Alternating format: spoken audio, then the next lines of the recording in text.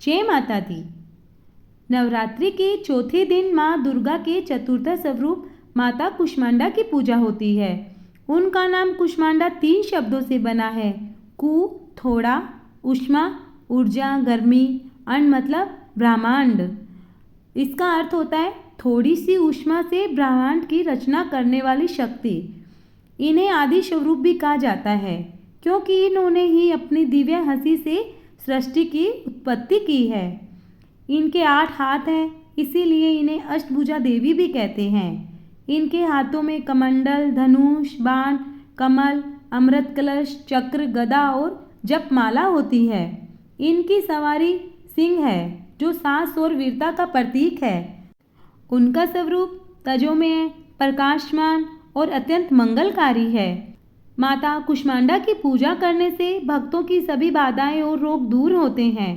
पूजा से दीर्घायु, स्वास्थ्य और तेज की प्राप्ति होती है। सूर्य की तरह प्रभा और ऊर्जा मिलती है। माता कुष्मांडा की उपासना से आयु, यश, बल और समृद्धि भी बढ़ती है। चलिए अब माता कुष्मांडा की कथा को हम प्रारंभ करते हैं। पुरानी कथा के अनुसार जब इस ब्रह्मांड पर कोई अस्तित्व नहीं था, जब चारों ओर सिर्फ गहन अंधकार, शून्यता और सन्नाटा था, तब ब्रह्मांड में एक ऐसे विशाल रिक्त स्थान के समान था जिसमें न कोई गति थी, न कोई ध्वनि और न कोई जीवन का कोई संकेत। अरबों खरबों वर्ष तक यह स्थिति बनी रही। ऐसा प्रतीत होता था कि मानो सब कुछ अनंत काल के लिए रुक गया हो। इसी अकल्पनीय शून्यता के बीच एक दिव्य और तेजस्वी प्रकाश का प्रकट हुआ। यह प्रकाश इतना शक्तिशाली था कि अंधकार को चीरकर अपनी उपस्थिति का बोध करा रहा था।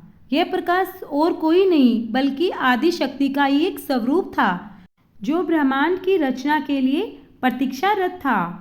इस दिव्य पुंज ने धीरे धीरे एक भव्य और करुणामयी स्वरूप धारण किया। उनका मुखमंडल एक मधुर मुस्कान से अलौकित था। यह मुस्कान इतनी शांत और प्रभावशाली थी कि उसने समस्त शून्य को एक सकारात्मक ऊर्जा से भर दिया। कहते हैं कि इसी मधुर और मंद मुस्कान से ही ब्रह्मांड की उत्पत्ति हुई है।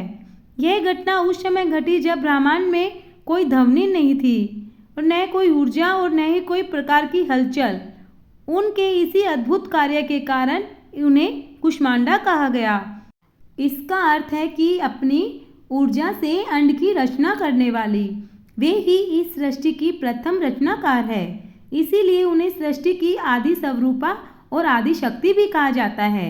सृष्टि की रचना करने के बाद माता कुष्मांडा ने अपने रहने के लिए सबसे तेज स्थान चुना, सूर्यलोक। सूर्य ब्रह्मांड का केंद्र है जो अग्नि और तेज से भरा हुआ है।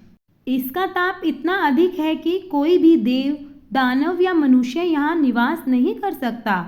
केवल माता कुष्मांडा ही है जो प्रचंड ताप को सहन कर सकती है। वे सूर्य के केंद्र में निवास करती है और उसी को ऊर्जा और प्रकाश प्रदान करती है। यह उन्हीं की कृपा है जो सूर्य लगातार अपनी ऊर्जा बिखेरता रहता है, जिससे ग्रह और नक्षत्र संतुलित रहते हैं।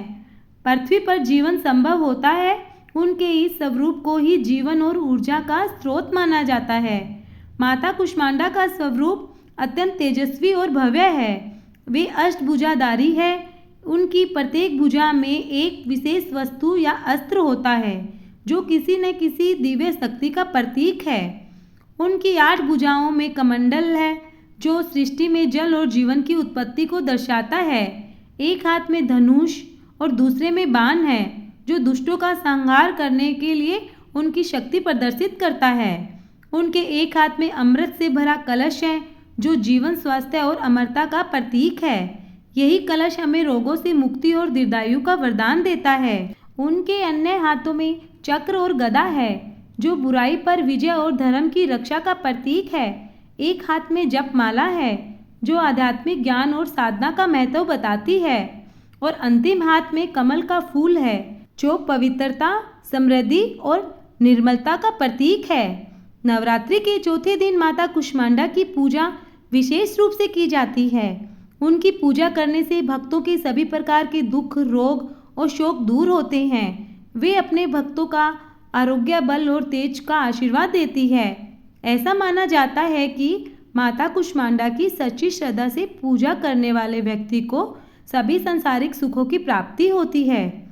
वे भक्तों को आध्यात्मिक उन्नति की राह भी दिखाती है। उनकी कृपा से व्यक्ति अपने अंदर के अंधेरे को दूर कर पाता है और जीवन में सकारात्मक और प्रकाश को प्राप्त करता है। माता कुष्मांडा हमें संदेश देती है कि जीवन की हर मुश्किल और अंधकार को हमारी आंतरिक शक्ति से दूर किया जा सकता है। जिस तरह उन्होंने अपनी मंद मुस्कान से शून्य को ब्रह्मांड में बदल दिया, उसी तरह हम भी अपने जीवन के सबसे कठिन पलों को अपनी सकारात्मक और शक्ति से बदल सकते हैं। उनकी पूजा और स्मरण से हमें वह ऊर्जा मिलती है जो हमें जीवन के हर क्षेत्र में सफल होने के लिए आवश्यक है। वे न केवल सृष्टि की रचनाकार है, बल्कि हमारे जीवन की भी भाग्य विधाता है।